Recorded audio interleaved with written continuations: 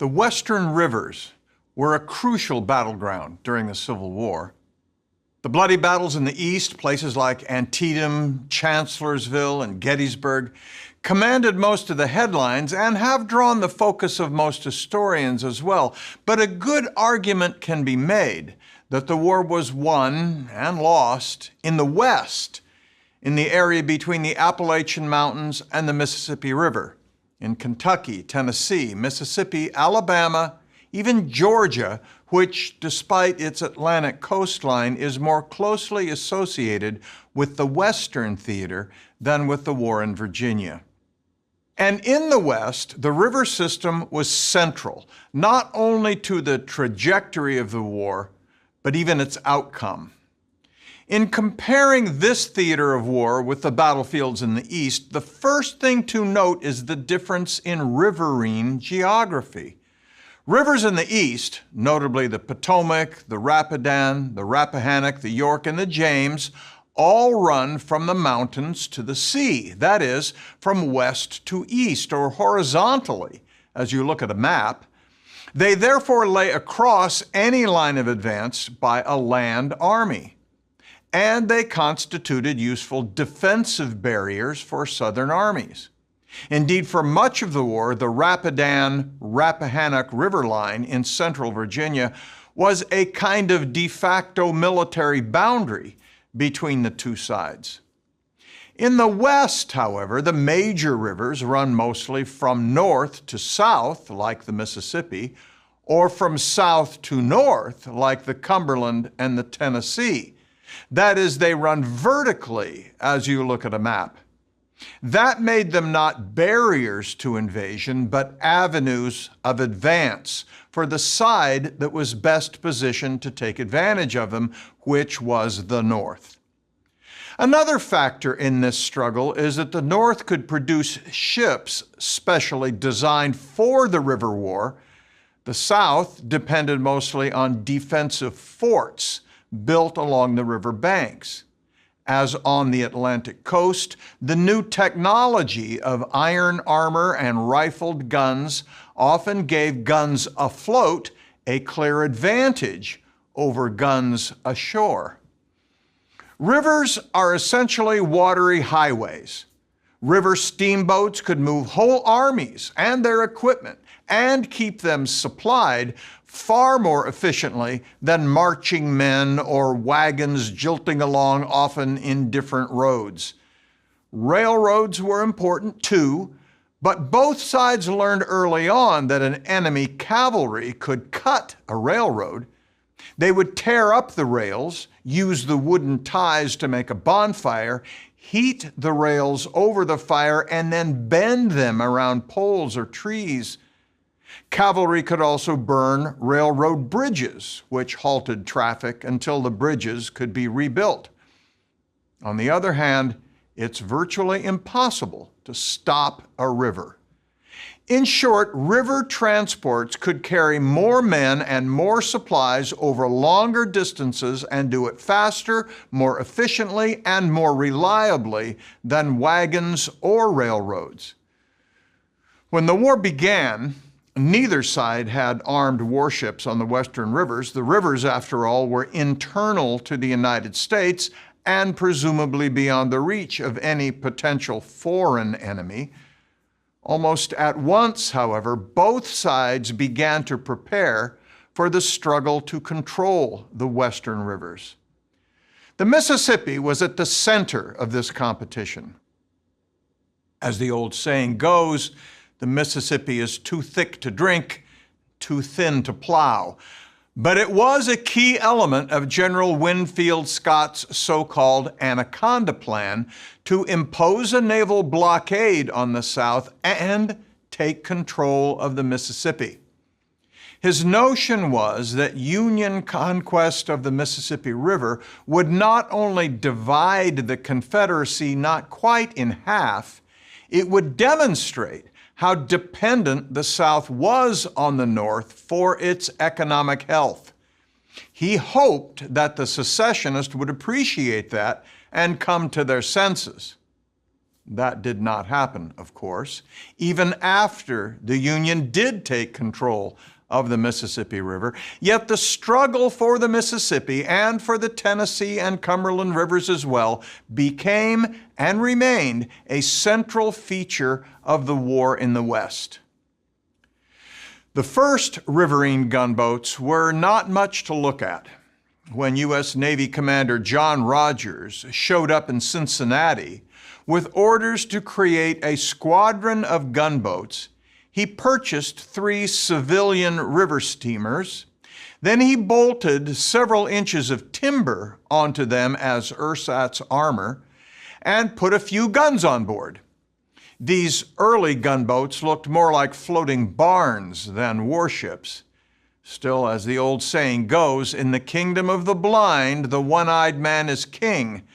With his little squadron of what were called timberclads, Rodgers dominated the Ohio and upper Mississippi, at least in the early days of the war. Almost at once, a dispute arose about the command relationship between Rodgers' little squadron of wooden gunboats and U.S. Army forces. Rodgers' orders indicated that he was to be under the direction and regulation of the Army.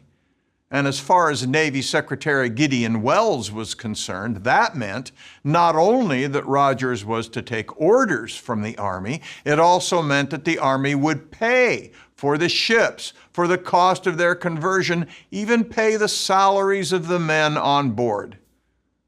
That was not at all what the Army had in mind. Remember that during the Civil War, indeed throughout the 19th century, the Army and Navy departments were entirely separate. As separate, for example, as the Post Office and the Justice Department. After the Second World War, they were subsumed into the newly created Department of Defense. But there was no such thing during the Civil War, and as a result, the Army and Navy worked independently. Indeed, often at odds with one another. Understandably, Rodgers felt something like an orphan. Neither the Army nor the Navy would claim him. Eventually, Welles unbent enough to agree that the Navy would pay the salaries of the officers on the river squadrons, but not the sailors. And for some time, the sailors didn't get paid at all. Eventually, Lincoln himself stepped in to adjudicate this absurd dispute. The vessels were Navy ships, he declared, and the Navy would pay the men. The Army, however, would supply the ordnance and the food. There were other problems. John C. Fremont, the Army commander in the Western Theater, did not think Rodgers was sufficiently obsequious to him and complained about it to Welles, who responded by replacing Rodgers with another officer, Andrew Hull Foote, who also chafed at the awkward command relationship. By statute, captain was the highest rank an officer could hold in the U.S. Navy. Captains who commanded squadrons were endowed with the courtesy title of Commodore, but legally they remained equivalent to an Army colonel. That was annoying to Foote, especially when one or another newly minted brigadier general, who just weeks before might have been a town mayor, issued orders to Captain Foote, who had been a serving naval officer for 40 years. This was partially resolved by creating a new rank of flag officer in the Navy, supposedly equivalent to an Army major general. In time, Congress would create the rank of Rear Admiral to replace it. His new rank gave Foote some leverage in dealing with his Army counterparts, though inter-service disputes never entirely disappeared. The idea was that when Army and Navy commanders worked together on a common objective, such as attacking a Confederate fort, they were supposed to cooperate. That would work if the admirals and generals got along, and when they did, they were often able to achieve important victories. When they didn't, or when they disagreed, The result was confusion, delay, and failure. Another factor that profoundly affected the River War was the new technology of the Civil War. It was pretty obvious from the start that the wooden steamers Rodgers had cobbled together at Cincinnati were unlikely to overcome any substantial Confederate shore fortifications. That inspired James Buchanan Eads, a civil engineer and inventor who had made a fortune recovering wrecks from the Mississippi River, to propose building some ironclad river gunboats. Because Wells saw the Western Theater as an Army project, he passed Eads' proposal over to the War Department, where it might have ended up in a file somewhere if Attorney General Edward Bates had not pushed the idea. Instead, working with naval constructor Samuel Pooke, Eads produced 7 ironclads for the River War in only 5 months. Eventually, Eads and Pooke built 30 of them. With their iron shell, some thought they looked like gigantic turtles, and in fact, they were popularly called Pooke's turtles. They were actually pretty remarkable vessels. Despite the weight of their iron armor and heavy guns, they had flat bottoms and could operate in relatively shallow water. Later in the war, William Tecumseh Sherman would say admiringly of them that they could maneuver on a heavy dew. The Confederacy, too, sought to build ironclads for the River War. Confederate Navy Secretary Stephen Mallory authorized the construction of 4 large ironclads, 2 at Memphis and 2 at New Orleans. The work lagged, however, partly because of a lack of skilled manpower and partly because of a shortage of armor plate. That shortage of iron plate was evident in the South's decision to armor, if armor is the right word, the Confederate gunboat Eastport by building parallel wooden walls 24 inches apart and then stuffing the space between them with cotton. If Rodgers' early wooden ships were timberclads, the Eastport was a cottonclad. Much of the River War was characterized by confrontations between Union ironclads and Confederate forts. The first such confrontation took place in February 1862 at Fort Henry on the Tennessee River, just below the Kentucky state line. Foote, now a flag officer, steamed up the Tennessee River and began bombarding Fort Henry with his gunboats, while a relatively unknown Union brigadier general named Ulysses S. Grant marched an army toward the fort overland. Fort Henry was built on a low floodplain, and that allowed Foote's gunboats to fire into it on a more or less flat trajectory. The Confederates fired back, but most of their shells glanced off the armor plating of the river gunboats. They did score a success when a shell from their largest gun exploded in the boiler of the gunboat Essex and forced it to withdraw. Soon enough, though, the concentrated fire of the other gunboats compelled the Confederates in Fort Henry to lower their flag. Foote's ironclads had won the battle before Grant's army even arrived. Yet ironclads did not always triumph over forts. A few weeks later, the team of Grant and Foote scored another victory at Fort Donelson on the Cumberland River.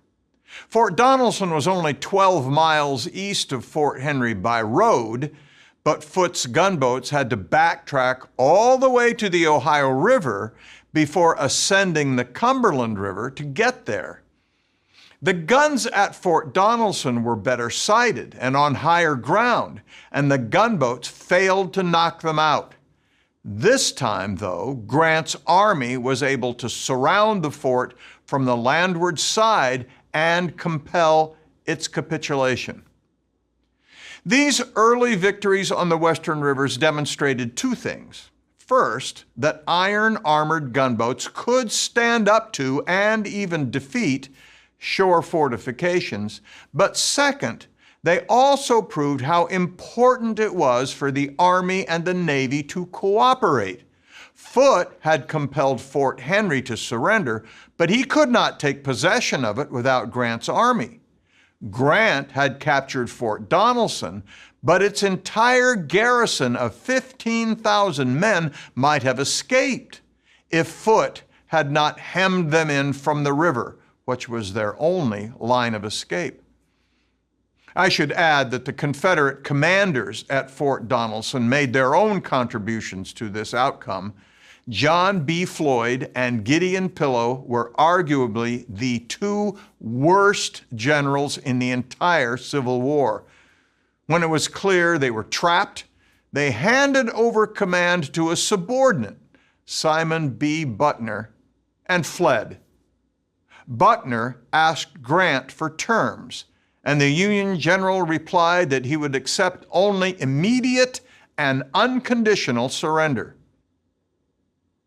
Thereafter, U.S. Grant was often referred to as Unconditional Surrender Grant. The capture of Fort Henry gave Foote's gunboats control of the Tennessee River, and that allowed Grant to move his army by river further south, which was upriver on the northward flowing Tennessee, to Pittsburgh Landing, not far from a little church called Shiloh. The Confederates unified all their western armies there to attack the Union Army on April 6, 1862. It was a near-run thing, and the Federal Army might have been pushed into the river and annihilated, but for two Union gunboats, the Timberclads, Tyler and Lexington. Anchored in the Tennessee River, they fired their big guns over the heads of the Union soldiers and into the ranks of the advancing Confederates. That, and the Confederate decision to stop and ransack the Union encampment rather than continue their pursuit, probably saved the Union Army from destruction. When William Tecumseh Sherman told Grant that the day had gone against them, a stoic Grant replied, "Yep, lick 'em tomorrow, though." All that night, the two Union gunboats sent heavy shells crashing into the rebel lines, and on the second day of battle, the reinforced Federals counterattacked and, as Grant had predicted, won back all the ground they had lost the first day. As at Forts Henry and Donelson, the Union victory at Shiloh was a product of cooperation between Army soldiers on the ground and Navy guns afloat. That kind of cooperation was evident as well in the Union attack on rebel defenses at what was called Island Number 10 in the Mississippi River. It got that name because it was the 10th island in numbered sequence from the confluence of the Ohio and the Mississippi. The Confederates had fortified the island with heavy guns, and those fortifications were supported by a small Confederate river squadron. A Union army under John Pope was on the western side of the river, but he could not get his men across the river to attack the rebel fortifications because of the Confederate gunboats. And though Foote's squadron was stronger than the Confederate one, he could not get past the heavy guns on the island. The key to unlocking this strategic puzzle was provided by Navy Captain Henry Walk, who commanded the gunboat Carondelet. Picking the night of April 4th, 1862, which was 2 days before the Battle of Shiloh, he set out to sneak past the rebel batteries. It was pitch dark, and he seemed to be making good progress when a clump of soot in his chimney caught fire. The burst of flame from his stack revealed him to the Confederates, and they opened fire. Walk did not stop to shoot it out with them. Instead, he poured on the steam and raced past the danger. A second ironclad repeated Walk's feat 2 nights later, and the 2 Union ironclads were then able to escort Pope's soldiers across the river to attack Island Number 10 from the rear. Here again, neither Pope's army nor Foot's navy could have cracked this nut alone. It took both of them working together. Union warships also attacked Confederate defenses at the southern end of the river below New Orleans. Confederate defenses there were much more substantial than they were on the upper reaches of the river. 70 miles downriver from New Orleans were Fort Jackson on the western bank and Fort St. Philip on the eastern side. Both were significant masonry forts that had been built by the Army Corps of Engineers before the war. Their weakness was that they were completely surrounded by swampland and could only be supplied by boats from New Orleans. If a Union naval squadron managed to get past them, it would cut that line of supply and compel their capitulation. And that is exactly what Flag Officer David Glasgow Farragut did. Farragut, who was destined to be the naval hero of the war, commanded the West Gulf Blockading Squadron, consisting mostly of deep draft ocean-going warships. They were steam-powered and heavily armed, but they were also unarmored. Farragut first had to steam into the mouth of the river from the Gulf of Mexico. The river slowed as it approached the Gulf, and the brown silt it had carried for hundreds of miles settled to the bottom. This deposited silt formed fingers of land that reached out into the Gulf like a grasping hand. Farragut threaded his way up one of those fingers to what was called the head of passes, the palm on the hand. From there, he had to get his deep draft warships over the shallow bar. Once that was accomplished, he steamed upriver to Fort Jackson, which he took under fire with the assistance of what were called mortar rafts. These curious vessels could lob enormous 13-inch shells into the fort from giant mortars while staying beyond the range of the fort's guns. Even so, the forts did not surrender. So in the pre-dawn darkness of April 24th, Farragut led his ships upriver to try to run past them in the dark. Anticipating that, the Confederates had erected a floating boom across the river, composed of small ships linked together by heavy chains. It took some time for Farragut's ships to breach this barrier, and then they engaged in a furious battle with the forts ashore, as well as with a Confederate gunboat squadron. The 2 big ironclads that the Confederates had hoped to use to defend the lower river were still unfinished. One, christened the Louisiana, was moored near Fort Jackson. She was well armored and heavily armed, but her engines had not yet been installed. She fired away at Farragut's wooden steamers as they passed, but once past her, she was helpless. Thus cut off, the Louisiana, and soon enough the forts too, surrendered. Farragut's big ships continued upriver and anchored off Jackson Square in the middle of New Orleans. High water in the river during the spring floods enabled his ships to look down into the city, which was now at his mercy. Farragut sent a landing party ashore to raise the American flag over the U.S. Mint, though defiant citizens tore it down almost as soon as the landing party returned to their ships. Not until May, when 5,000 U.S. Army troops under Major General Benjamin Butler arrived, could the Union take actual possession of the city.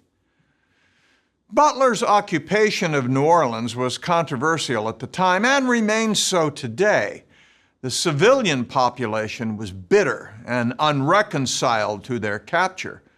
With most of the men absent with the army, the women of the city took it upon themselves to treat the occupiers with scorn and derision. In response, Butler issued a general order which declared that any female who by word or gesture showed contempt for officers or soldiers of the United States Army would be treated as a woman of the town plying her avocation. Well, it would hardly be possible to say anything more certain to outrage the sensibilities of Southern chivalry. New Orleans never forgave Butler for it, and his name remains anathema in the city today. The women of New Orleans got a measure of revenge by painting his image inside their chamber pots. Meanwhile, Farragut and his ocean-going warship steamed 200 miles further upriver, past Baton Rouge to Vicksburg, which sat high on a bluff overlooking a hairpin turn in the river about halfway between Memphis and New Orleans. Here was the buckle on the strap that held together the two halves of the Confederacy. Farragut couldn't seize it, because though he commanded the river, he didn't have an army of occupation to take possession of the city. Here's another example of how joint operations were significantly more effective than either service acting alone. The Union capture of Vicksburg is one of the great stories of the American Civil War. The campaign began in the summer of 1862 and lasted for a full year. The reason it took so long was because of the particular geography of the region. The river has since migrated so that Vicksburg today overlooks what is called an oxbow lake, the remnants of the river's former course. In 1862-63, however, Vicksburg's batteries atop the bluff commanded the river. Ulysses S. Grant, the hero of Fort Donelson, who was destined to become overall Union commander, saw at once that the only way to get at Vicksburg was not from the river, but by attacking it from the east. He therefore began his campaign by heading south from Memphis through central Mississippi. Doing that stretched his logistics, and after Confederate cavalry twice cut his supply line, Grant decided to return to the line of the river after all. He next tried to approach Vicksburg by working his way up the Yazoo River above the city. That didn't work either. He even tried building a canal across the loop in the river to cut the city off altogether. Finally, in the spring of 1863, he began his final and successful campaign.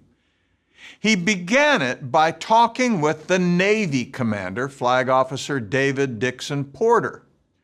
Porter was the foster brother of David Farragut, and he commanded the Union gunboat squadron on the upper river. Grant asked Porter if he was willing to run his gunboat squadron and some Army transports past the Vicksburg batteries, much as Henry Walk had done at Island No. 10.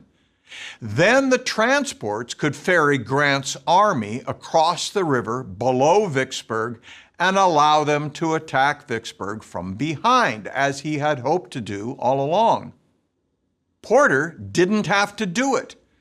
Remember that the Army and Navy departments were entirely separate, but Grant and his deputy, General William T. Sherman, had gone out of their way to cultivate a good relationship with Porter, who agreed to make the attempt. Porter chose the night of April 16, 1863. The Confederate gunners were alert, and they opened fire from the bluffs above the river. Porter lost one transport, but the rest of his ships made it past this gauntlet.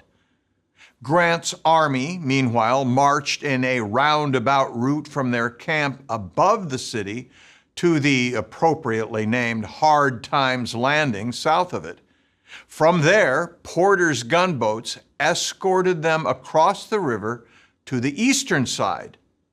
Grant then marched to the northeast, brushed aside a defending Confederate army, and captured the Mississippi state capital of Jackson.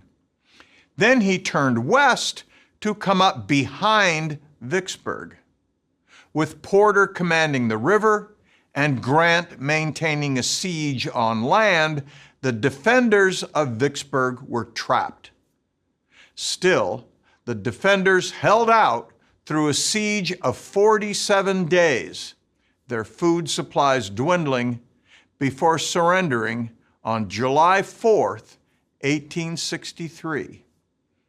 Though no one at Vicksburg knew it, it was the day after the failure of Pickett's charge in Gettysburg in faraway Pennsylvania. The Union capture of Vicksburg, made possible by the partnership of the Union Army and Navy, gave the Union virtual control of the Mississippi River. As Lincoln put it, the Father of Waters again goes unvexed to the sea.